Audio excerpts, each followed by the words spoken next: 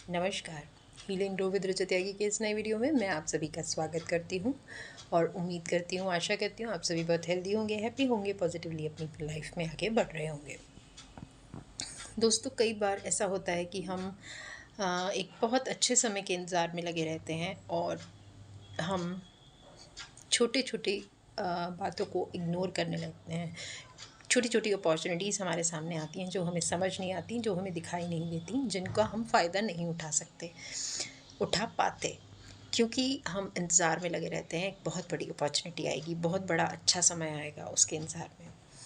इसी पे बेस्ड है आज की हमारी ये कहानी।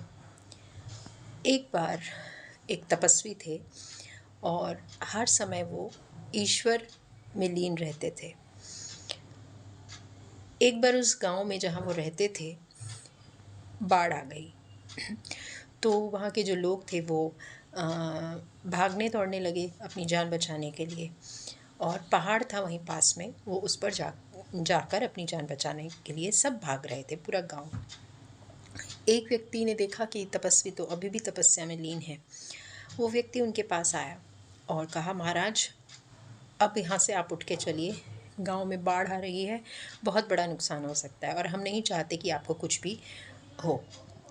उन तपस्वी ने कहा कि तुम परेशान मत हो, मैं ईश्वर में लीन हूँ, भगवान मेरा कुछ नहीं बिगाड़ सकते, तुम परेशान ना हो, तुम जाओ।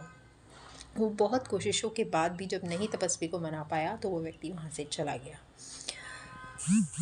कुछ समय बाद कमर तक पानी आ गया। वो साधु फिर भी उस पेड़ के नीचे बैठे हुए तपस्या कर रहे थे। लोग बाग वहाँ से अब अपनी जान बचाने के लिए नाव से भाग रहे थे। एक व्यक्ति नाव लेकर उन तपस्वी के पास आया और बोला, महाराज चलिए, हम नहीं चाहते कि आपको कोई नुकसान हो, ये हमारा नुकसान होगा अगर आपको कुछ भी हुआ तो। तपस्वी ने कहा, नहीं, तुम परेशान मत हो, मैं भगवान के नाम में ध्यान लगाए हूँ, भगवान मेरा कुछ नहीं बिगाड़ सकते। उन्होंने कहा, महाराज, पानी का बहाव बहुत तेज़ है, कमर तक पानी आ गया है, कृपा करके चलिए। लेकिन उन तपस्वी ने उसकी बात नहीं मानी। थक हार कर वो नाव वाला चला गया। अब सिर तक पानी आने लगा था। एक हेलीकॉप्टर आया जो कि आखिर में आया था। सब पूरा का पूरा गांव वहाँ से जा चुका था। वो हेलीकॉप्टर आया और वो हेलीकॉप्टर चलाने वाले व्यक्ति ने तपस्वी से कहा, महाराज, इस रस्सी को पकड़ लीजिए और ऊपर आ जाइए, आपको कुछ नहीं होगा, आप चलिए। तपस्वी ने उस व्यक्ति की भी बात नहीं मानी। उन्होंने कहा, तुम परेशान मत हो, भगवान मेरा कुछ नहीं बिगाड़ सकते, मैं पूरा जीवन भगवान के ही अधीन रहा हूँ, भगवान का ही नाम जप किया है, वो मेरा कुछ नहीं बिगाड़ सकते। थक हार कर वो हेलीकॉप्टर लेकर वो व्यक्ति चला गया।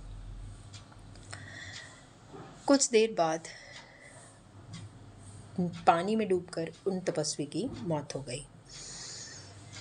अब जब उनकी मृत्यु हुई तो उसके बाद उन्होंने ईश्वर से पूछा कि हे प्रभु, मैं तो हर समय तुम्हारे ही नाम को जपता था, पूरा जीवन मैंने तुम्हें ही याद करने में बिताया, फिर तुमने मुझे मृत्यु क्यों दी, तुम मुझे बचाने क्यों नहीं है। ईश्वर ने जवाब दिया कि मैं तुम्हें एक बार नहीं, मैं तुम्हें 3 बार बचाने आया था। पहली बार मैं तब आया था जब गांव में बाढ़ आनी शुरू ही हुई थी। मैं वही व्यक्ति था और मैंने तुमसे कहा था, तुम चलो यहाँ से, तुम्हारा नुकसान मेरा नुकसान है, तुम पता नहीं किस चीज़ के इंतज़ार में थे। दूसरी बार मैं नाव लेकर आया, मैंने कहा, तुम चलो यहाँ से, तुमने तब भी मेरी बात नहीं मानी।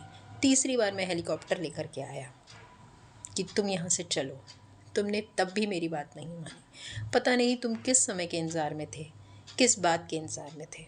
अब मुझसे शिकायत मत करो, क्योंकि तुम समय को पहचान नहीं पाए, क्योंकि तुम मुझे पहचान नहीं पाए। इसी तरह कई बार हम सभी की लाइफ में छोटी छोटी अपॉर्चुनिटीज़ आती हैं, जिसे हम चाहें तो उस पर ध्यान लगाकर आगे बढ़ सकते हैं। लेकिन हम एक बहुत बड़ी अपॉर्चुनिटी का वेट करते रहते हैं, हम एक बहुत अच्छे समय का वेट करते रहते हैं, और जब छोटे छोटे अच्छा अपॉर्चुनिटीज़ हमारे सामने आती हैं या अच्छा समय छोटी छोटी खुशियाँ लेकर हमारे सामने आता है, हम उस समय को नहीं पहचान पाते, जिससे हमें बहुत बड़ा नुकसान हो जाता है। हमें बहुत अच्छे समय के इंतज़ार में नहीं बैठे रहना चाहिए। कभी कोई ईश्वर या कभी कोई ये नहीं कहता कि ईश्वर के ध्यान में रत रहोगे तो तुम कर्म करना छोड़ दो।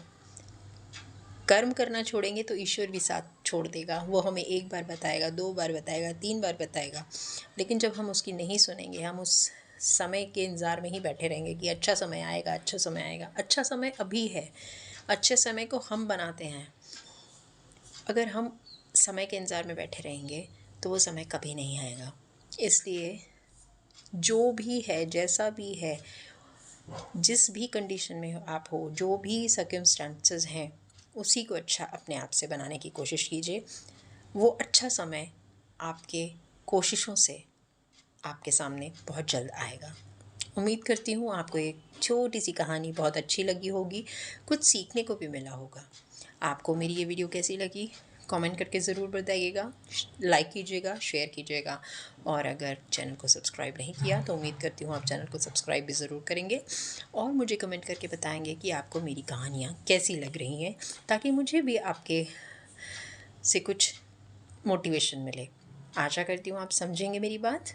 मिलते हैं बहुत जल्दी नेक्स्ट वीडियो में। अभी के लिए नमस्कार।